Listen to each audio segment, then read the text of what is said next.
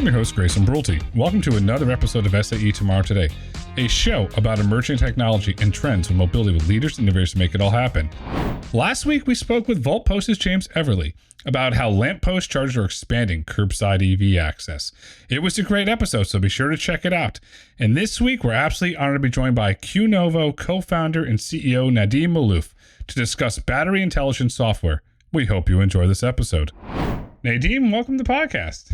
Good morning, Grayson. Thank you for having me. It's great to have you here because batteries are not just smartphones, they're not just cars, they're not just storage, so they go all over the map. And Qnovo started in the consumer electronics sector, optimizing over 200 million smartphone batteries to keep them out of landfills. And they said, wait, we're going to expand into larger battery formats. I'll use the term, that's a pretty big jump just from size alone. And I know there's a lot of complexity that goes into that. Talk about that jump and that scale, please. Yeah, so when we started the company many years back, EVs were pretty much inexistent. Tesla was a very nascent company. They were dreaming of the Model S back then. But what you had at the same time was the iPhone. The iPhone was sort of this big revolution where everybody was on the phone the whole time. And all of a sudden, people realized that battery was not good enough. What do I do? And so that was the genesis of the idea at that point in time. What more can we do to expand the envelope of the battery? At the time, it was really driven more by the need to have that battery last all day. If you remember the BlackBerries, even before that, they lasted a whole week. And then the iPhone showed up and it was like barely making it half a day. And then you got Android and that kind of amplified the problem. And that was the genesis. What more can we do through improving the experience of the user? We made a decision at the time to not go into manufacturing. Manufacturing batteries is really hard. And it really was in the realm of the Chinese ecosystem, because that's when they could really do things at a very low cost. And so we focused on the layers above the battery and the intelligence, hence the software. You bring up a good point, and you brought up, so I'm going to go back in the magical historical timeline of technology around Research in Motion, which was the parent company for BlackBerry. I was a crackberry person, I'll admit it, and I was on the thing all the time, and I never had to charge it. I can go here and I can go there, and then I remember the iPhone. The first thing, it wasn't the battery that got me. I was like, oh, I can't type on this thing. I want my keyboard back. And then when I got it, I had the original AT&T one running on Edge, not even 3G, and it was slower than molasses. So I went back to the BlackBerry, but I eventually went over there. If we still, this is looking back in history, revisionist history. If society evolved slower on the BlackBerry, do you think battery technology would have evolved as fast as it did? Or was the iPhone, if you want to look back in history, that catalyst moment when companies really started to think about batteries outside of the traditional sense? Battery evolution is slow, very slow. And that's true of all materials, by the way, not just simply batteries. When you're talking about evolution of material innovation, it just takes time and capital. So lithium-ion batteries, believe it or not, they were commercialized by Sony in the mid-1990s. It's not like that long ago. And so you've got 30 years of innovation in batteries, and that's just the pace that you're going to go at. And not only that the slow innovation pace is there on the battery side, but the consumer expectation has expanded. So if you remember that crackberry that you talk about, you could replace that battery. You could actually, even Android systems until 2015, you could replace that battery, put a new one in, and you're back on your way.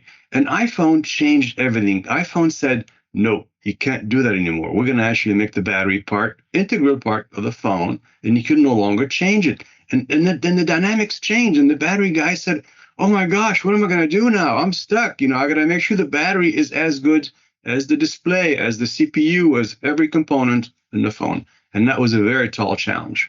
It was. And you mentioned Sony. I remember my first job was in a camera store. So I remember we had the Sony camcorders and they had the lithium-ion batteries. And literally people would line up because we had small allotments at first and they would sell because I don't remember the exact number, say 1 hour, 3 hours there. It completely changed the game there.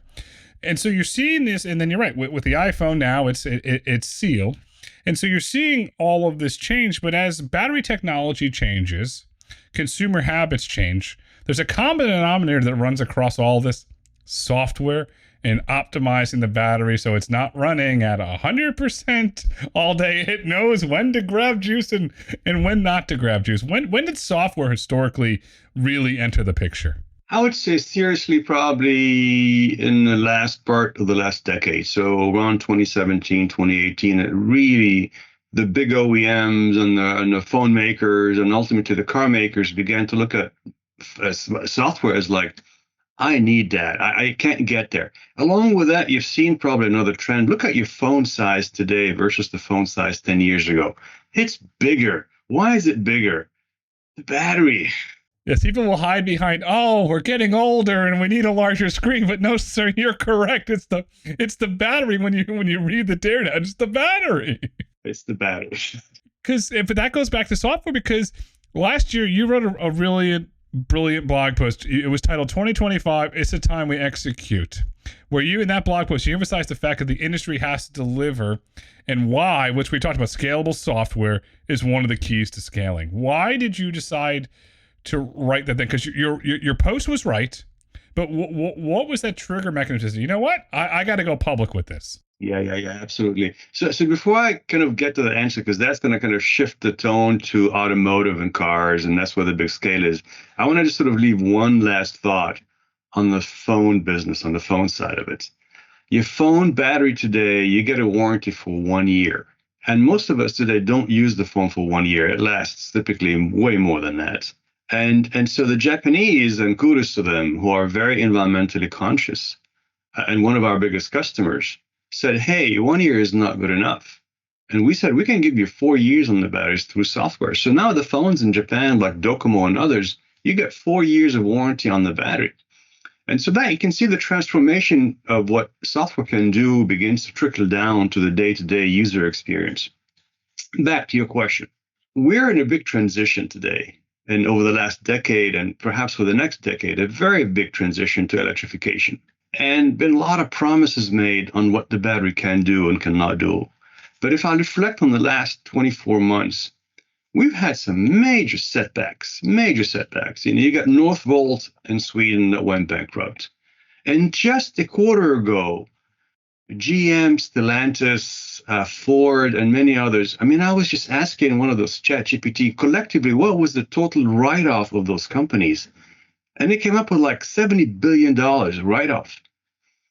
Let me put that in perspective. It took Rivian $15 billion to build Rivian. So that's like 4 Rivians. And that's execution. That's basically saying, if we're going to build EVs and build cars for the future with the battery at the core, we need to do a better job than we have in the past. And ultimately, from a consumer standpoint, we need to get those cars to the affordability point. How do you ensure that this car has the great driving experience, the great charging experience, the driving range, and also being affordable and being reliable and being safe? And all of that comes down to what I said in my blog post. That's execution. This is not new technology. Believe it or not, the technologies actually do exist. This is putting it together in a way that the consumers and the drivers can sort of say, yeah, I want to buy this. You're right. It's execution. And you brought up a fantastic historical, which I'm going to dovetail in. If you go back into the late 80s, early 90s, Lee Iacocca was at Chrysler when Chrysler was still around. This is before he turned the company around with the minivan, the town and country minivan that absolutely went gangbusters and sold. That's when you started having the Nissan, Toyota vehicles start to enter the U.S. market. And those vehicles, and I don't know the exact numbers, historically were lasting longer than American-made cars. Then it started this whole, we have to compete, let's build a better vehicle. And now we're seeing battery technology come out of Southeast Asia. We're seeing Japan have really great breakthroughs. We're seeing incredible breakthroughs in South Korea, and one of your investors, Hyundai, is making some of the world's most reliable cars. And it's not just me saying that. Look very publicly at their 10-year warranty. That's very public there. Does that start this momentum? And then you have China now, which is exporting electric vehicles that are very reliable, mostly to Southeast Asia and to the European continent. There are some in South America, but mostly Southeast Asia and Europe. Is this a case of like the late 80s, early 90s about to repeat itself, where this technology gets imported and the incumbents are going to have to react to it? I think it's graver than that. It's sort of deeper than that, in the sense that back in the 80s, the US was still a very industrial powerhouse, a big powerhouse. We're not today. And that's by choice, by the way, not because we don't want to, but because our resources, our energies, our financing, our capital has shifted to newer industries, whether it's AI or other forms of compute heavy solutions and services, certainly. And as such, over the last 2 decades, we've outsourced the industrial engine, so to speak, to Asia. For a while, it was China, but now we're getting divorced from China. And that's basically shifting. Hey, who else is going to do that work for us? We're not going to do it ourselves. We just don't have the bandwidth, nor the people, nor the resources to do it.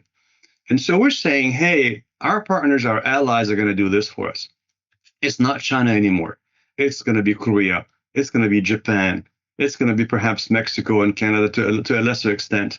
And to some extent, maybe the Europeans. But certainly, I think Asia, Korea and Japan in particular, are well established in the US. Talk about Hyundai and Kia. They got big facilities in Georgia. You got Toyota. You got all those companies now are well established industrial base in the US. And now the question becomes to the traditional US car makers, how do you respond to that? How do you respond now to those Asian companies that have an industrial base in the US that will be competing with you in the US, no longer competing with you in foreign countries? And that, I think, is a big challenge, a very big challenge to the traditional US car makers. I agree with that. And if you look at let's go back the last quarter of public finances and public statements, and also look at investor days, both Toyota and Hyundai are very publicly committing to manufacturing in the United States. And it's not just press releases, because we are seeing actual vehicles come off the lines, and they are committing to it, and they're diversifying. They're going more into physical AI, and it seems to be this giant investment push, which at the core of the physical is the software, which brings me to, and you write really great blog posts, so I'm going to keep going back to them, Nadim, which you wrote another one called "Software is the Soul of the Battery Asset," Seoul as in Seoul, South Korea. Talk about that post as well, please. Yeah, absolutely. Look, I mean, Korea is a fabulous country in the sense that I've been going to Korea since 2000. So 26 years of many, many, many visits to Korea. And I've seen the country evolve drastically in the last 25 years from a sort of a lesser or developing country to a very developed country at this point in time. And the industrial base has done fabulously. But at the same time, they've recognized their shortcomings on the software side. They realized, oh my gosh, we can't do that. How do we do it?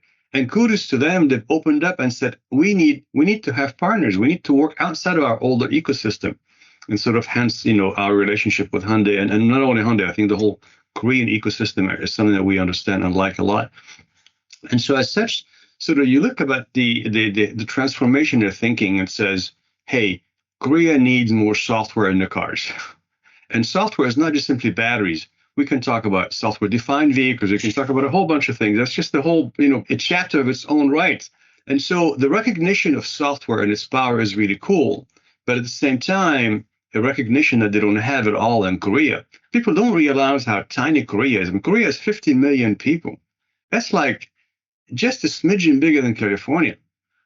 It's a very tiny country compared to the United States. And then but the ambitions are very big. And the software is sort of the key that unlocks those industrial ambitions and amplifies what you have as an industrial base, and sort of say, I can layer more intelligence. And to your point, that physical AI is exactly that. Physical AI is the intersection of software and compute and industrial core. And we can talk more about that. I mean, Hyundai is not just a car company. I mean, they also have Boston Dynamics. They got EV tolls. And so you can see the expansion now. You can take that traditional industrial base, you layer software, and you expand into other markets. And that's the power of software. It is. And just to give a shout out to Hyundai, this week, the Hyundai Corporation, through their maritime division, received a permit from the government of Norway to operate a fully autonomous tanker ship.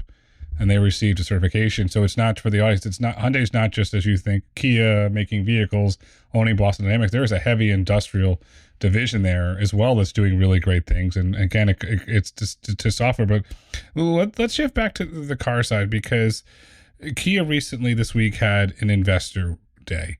and they talked about ramping up global EV sales. I want to highlight the word global EV sales. And as they expand and ramp up global EV sales, and Hyundai is going to do the same, but we'll stay on Kia for this, the consumers that are potentially thinking about buying those vehicles, like, oh, am I going to be able to get charging? Am I going to be able to go to the grocery store? They start to have this anxiety that I'll use the term artificially creeps in when, in my opinion, range anxiety has been solved from a physical infrastructure standpoint, but the anxiety's still there. Qnovo's, you developed software to help reduce that anxiety. How is that working? And then how do you overcome that consumer point of the, uh-oh? Right. So, look, if you drive a combustion engine car today, that vehicle has a range of roughly 400 miles. Just about all of them do, give or take. You don't get range anxiety in a combustion engine car. Do you? I don't. You do? I mean, nobody does. Right? Nobody says, oh my gosh, where's my next gas station? Okay. So you're right. Number one is the infrastructure, and that actually is evolved insanely. I mean, certainly where we live in California today, that infrastructure is really developing at a rapid pace, and there are chargers everywhere. The second point about this is when you go to the gas station, you don't sit there for 2 hours filling up your car. It happens in minutes, 10 minutes, right? And so what we are doing is working with our customers, not just only Hyundai, but others, to really bring that experience down to that sort of 10, 15-minute charge time where you have enough juice in your engine or your battery that will get you to your destination. And that is a massive mental block for people to sort of say, I got to allow in my trip an extra half hour or 45 minutes so I can recharge. Yeah, why should the recharge be such a burden? If you can do it in minutes or 10 minutes, 15 minutes, it's not a problem anymore. And so that's sort of one thing that we have done a fantastic job. We're able to charge at a very fast rate today without damaging the battery. And that's very crucial. We can talk more about the mechanics of the battery and where it gets damaged. So that's very important. And by the way, fast charging, often people sort of say, oh, fast charging, yeah, it works in warm weather. What happens when it's snowing outside? Yeah, we've got that figured out too. We know how to fix that for you. We have fixed that for you. So that these are essentially independent of how often you have to charge, where do you want to charge, the environmental conditions, whether you're in Southeast Asia, it's hot and humid, or in Alaska where it's the exact opposite. Very different conditions with different implications to the battery. So that's another one. Another very important one is reliability and safety. Folks right now park their EVs outside. Why? You shouldn't. You shouldn't wake up in the morning and wonder, is my car going to catch fire one day? You shouldn't. And that's another area of great emphasis for Qnovo. We spent an immense amount of time to guarantee and ensure that your car would be safe at all times. And then lastly is the economics of it. The prices and affordability is getting better, but it's not there yet. And so we look at the asset and sort of say how we can use software to reduce the complexity. And complexity of the system matters a lot in terms of affordability. Can you reduce all the over design? But also, can you extend the life of the battery? Can you extend the longevity of the battery? So actually you are getting more out of the battery. All of those factors, safety, reliability, charging, feed into the economics of the battery, and ultimately to not only to the end users who want to buy that car, but also to everything else that's electrifying, trucks and trains and you name it, everything is electrifying, and that cost becomes a very key aspect of the adoption curve. How much do you think the anxiety is muscle memory? I remember 5 years ago, my first EV. Yeah, it took me 45 minutes and it was a pain in the you-know-what, and half the chargers were broken. But then since it's different manufacturer and it's much better, and you're right, like I charged like that. How much do you think it's that built-in muscle memory where individuals cannot get it out of their head, all those stories of the early days? Oh, it's just the same. It hasn't really changed. How much is muscle memory of that? What I see is once you buy an EV or perhaps experience the EV, a lot of that muscle memory begins to fade away quickly, right? They realize, oh my gosh, this is fun. Oh, let me go charge it. Oh, it wasn't too bad. I was done in 15, 20 minutes, 25 minutes. Okay, I can live with that. It's not really that bad. And I can see the evolution. So I think the experience is really beginning to change that behavior. And now, on the other hand, I think a lot of folks are still keeping an ICE at home. So if they buy an EV, they're still having a backup solution, sort of, just in case. And I think that's something we have to take seriously. I don't believe that people yet believe that the infrastructure is reliable enough. What happens if power goes out? I don't know. It's outages. What do you do? And I think that folks are still thinking about some of that, but I don't know that it's necessarily a mental block the way it used to be 10 years ago. Now it's sort of like, okay, it's an inconvenience. Someone is working on it. We're going to get there eventually. What I say to individuals, say the power went out, and I'm a pure EV house. I don't own any internal combustion. And I said, well, a little known fact, the gas pump won't work when the power's out. That's not the point. That's not the point. That's what I was like, okay, I won the argument when you say that's not the point. Yeah, very, very true. I mean, nothing works without power today. Heck, you can't even open your garage door. Yeah, that's not fun. So let's dive into your software technology. So from the 10 to 15 minute charge that Qnovo software is able to do, but you hit the key on the head. It doesn't hurt the battery. What is your software do to preserve the battery? Because having been an EV owner for a long time, you never want to go to the supercharger. Your battery integration is going to accelerate, but your software, I can charge fast and you fix that problem. How does it do it? Yeah. So fundamentally, let me start perhaps with an example. I mean, these things get very complicated. The mechanics of the ions inside the batteries and the way they work get a bit complicated. But at a high level, very, very sort of rudimentary level, the way the battery works is you got lithium ions. When you're charging the battery, the ions leave the cathode and they go to the anode. And that's kind of very simplified. I mean, when I say leave, they're really kind of embedded inside that matrix of the cathode. And they travel through the battery, through the separator, through a bunch of things in there. Don't worry about too much of the terminology, but think of it as a travel. And they go and then they embed themselves into another matrix, which is called the anode. All right. So in real world, it's not that simple. In real world, think of these ions as traveling and they collide with each other. They do things that they shouldn't be doing. They create things like lithium plating. Lithium plating is when two lithium ions merge together. Instead of basically going to the anode and embedding themselves in the anode, they choose to combine with each other and they become metal. And when you start getting metal inside the battery, that's a problem. Right? So when you're slow charging, the ion's sort of like, yeah, I'm cool. I'm just going to stick and stroll through the battery. It's okay. I don't have any problems. In fast charging, you're hurrying. You're saying you got to go fast. You don't have time to do anything. So you go. And that's where the things really get ugly. So as another analogy is think of the ions as like cars on the highway. And you're going from, point A to point B, from San Francisco to San Jose, or from Detroit to, pick a town, perhaps to Warren in Michigan, right? And you're on a highway.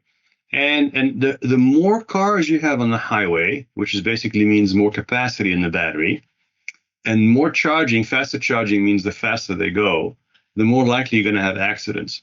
And so we think of it as the policeman inside the battery. We're now measuring that traffic. We are measuring the ion traffic at all times. And we're basically sort of saying, how do I become the policeman? And the policeman has different things, whether you stop the charging momentarily, whether you reduce the amount of traffic that you have by changing the amount of charge that goes in the battery at that point in time, or you modify so many parameters you can modify in the charging process. People think so you plug in and there's electricity that goes in and somehow I forget about it. It's actually a very complex process.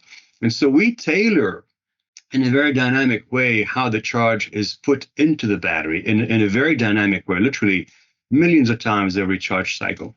And so that measurement plus the dynamic changes allow us to optimize how the energy and the electricity is absorbed by the ions. And therefore, when they go and embed themselves in the matrix, they do it in the most structured and the most optimal way, as opposed to more a chaotic way. And that chaos ultimately is what determines the difference between do I create damage or not. So to stay on the police analogy, do you have a base? I'm going to be silly here. Do you have a radar gun in there to tell one up? You're going too fast. Slow down. We do actually. Yeah, it's a good one. It's a good. Radar is too expensive to put inside the battery, but we actually do. So we are measuring the signatures of these ions at all times. So, and these are electrical signatures. So fortunately, at the system level, you've got something called the battery management electronics, the battery management system, the BMS. People often sort of say BMS, battery management system.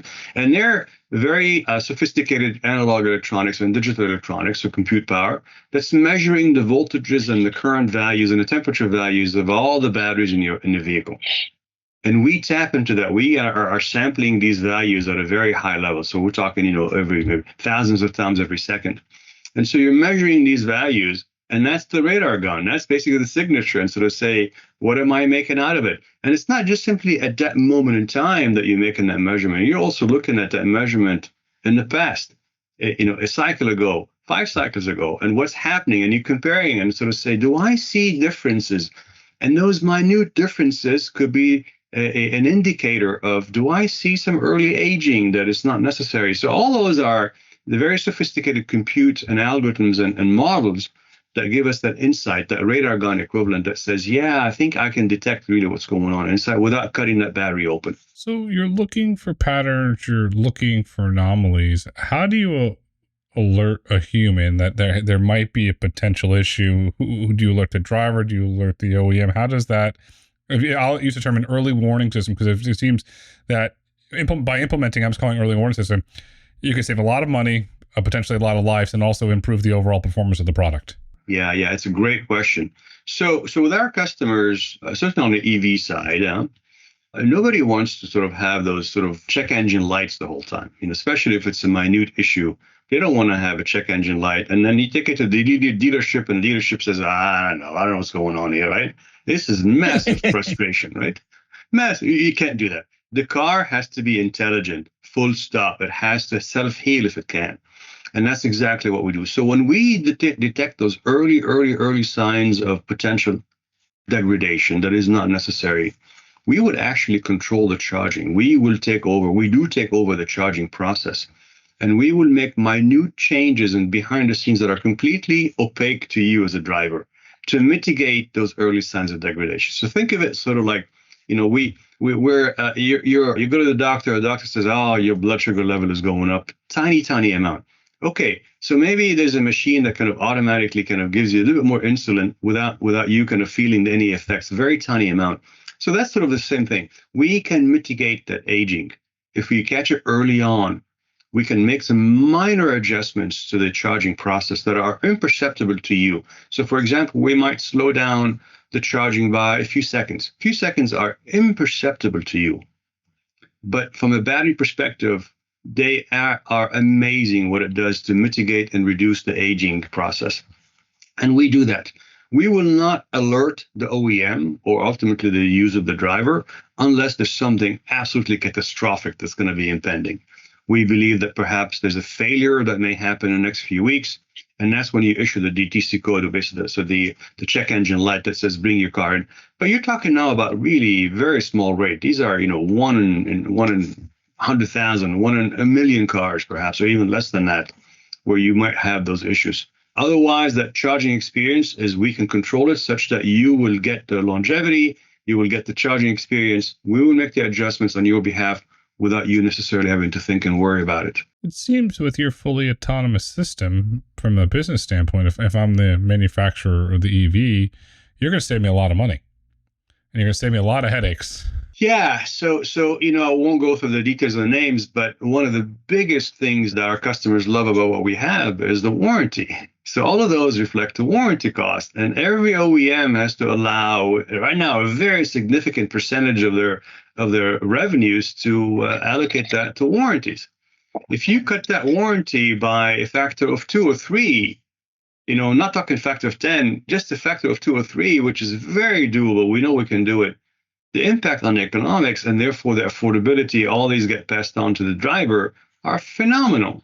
It is. And how did you develop this system? Did you write an algorithm that's self-healing that's always learning, or how did you develop this system?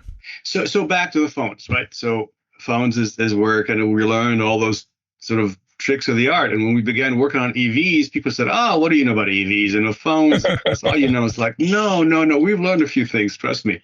Right. And so when we began working on phones, we didn't think that we had to do all those sort of autonomy in place. And we were doing that testing. And then within a month, 6 months or so, we kind of came to the conclusion, no two batteries were ever equal. And the phones are so different. It's like, oh my gosh, if I'm going to tailor that for every phone, I need an army of people here, right? So that was that first inkling, that first aha moment. We need autonomy. And we began doing that in the phone. So much sort of our, this is going back in time and realize how the learning process happens. And every learning process starts with some stupid moments also. And we said, let's go put that on a chip. So our first product actually was a chip, was not algorithm and software. It was actually, we built the chip. Wow. And then it took us a few years to go like, oh my God, that is dumb. Okay. We should be a software company. But that's the evolution, yeah. You become a software company, so you start smartphones, you go to vehicles, and then there's physical infrastructure, large scale battery storage, which is rapidly taking off globally. What impact is your software having there? Because I look at it from a cost perspective again. Okay, if I have a large battery installation, I run your software on my batteries, I am saving a lot of money, and I'm taking a lot of anxiety out of, well, if this thing goes down and then my customer's irritated at me if I'm back up for data center or whatever it might be. It seems to me, and I'll simplify this, that you become a really great insurance policy for physical battery storage. Yeah, you touched on many, many points. So first is absolutely that warranty aspect and the insurance and the reliability. And look, I mean, if you go back a couple of years, 3 years, those big recalls by GM and even Hyundai cost them billions of dollars for those recalls, right? And the genesis of that, actually going back even to kind of keep beating that dead horse, smartphones. The genesis of it is in 2017, if you remember Samsung Note 7 phones, remember those phones that were blowing up? That was for us, the genesis was like, look, if it's happening in phones, it's going to happen in cars, and we'd better be ready. And we were, and we did get ready. And so you're absolutely right. So the cost implications are massive. It is an insurance policy from the OEM's perspective. It is a reduction in cost. But beyond that, today you start thinking about when I buy a car, I'm going to spend X dollars on it. The battery dictates its longevity. It dictates the value of the asset. So what is the value of my car in 5 years from now, in 10 years from now? And guess what? If we can help you determine that value, if we can help you assess that the car and the battery will have the requisite longevity, you would be more comfortable spending money on that car because it's going to retain the value down the line. And that's another aspect of the insurance of the asset. People think of insurance as an accident. Yeah, that's certainly one aspect of it. But the other one is, what is the insurance against the depreciation or the devaluation of my battery and my asset? And that's where we play in very well with our customers. Because if you think about it, I remember there was all these startups years ago, battery health startups that were monitoring the batteries. Okay, that's monitoring. Okay, that's great. But then here you go. You're monitoring, but a solution. And if I'm going to deploy, say, 100 million, 200, 300 million of CapEx for physical battery storage, I don't want to have to call the battery company and have to rip out batteries. And I deploy your software. It just seems to me that you unlock scale. And that's truly what it seems to me from the vehicles, you unlock EV sales, and from the physical battery that you unlock the ability to scale more physical batteries. Absolutely, absolutely. So 2 points I want to make here. Scale is exactly it. The difference between a smartphone and a car and a truck and a train and energy storage is scale. And don't trivialize scale. Do not trivialize scale. I can talk for hours about the challenges of scale, right? And the second thing is really about, if you want to impact that, you cannot be an aftermarket company. A lot of those companies that you refer to, the health company, battery health company, are typically aftermarket companies. Aftermarket. It doesn't work. You got to work with the OEM. You got to work with the vehicle maker. You got to be part of their ecosystem. They got to trust you so you can become part of the solution. Otherwise, you're just simply an addendum to the whole thing. No, you're right, because that's where it comes into what we're seeing now. You have to go back to physical AI. You're seeing vertical integration happen from the software, the data collection, the robotics. You're seeing vertical integration because from your standpoint, and as you have that relationship with OEMs, you're vertically integrated. You're going to get access that nobody else is going to get access to. Okay, anybody can put a software layer, but then there's a little thing, I'll use a simple term, called a firewall, that you're not going to be able to get through, and you don't have the codes. But if you're vertically integrated, that's how you unlock the value. Yeah. So, early days when we were still a very young company and we wanted batteries, and nobody would sell us batteries. Nobody would give us batteries. So we would actually go buy laptop batteries and rip them open so we can get those batteries and test them. Fast forward. Today, we're we're not an algorithm company. We're not a software company. We're a data company. We swim in battery data from cars, from phones, from trains, you name it. We swim in data.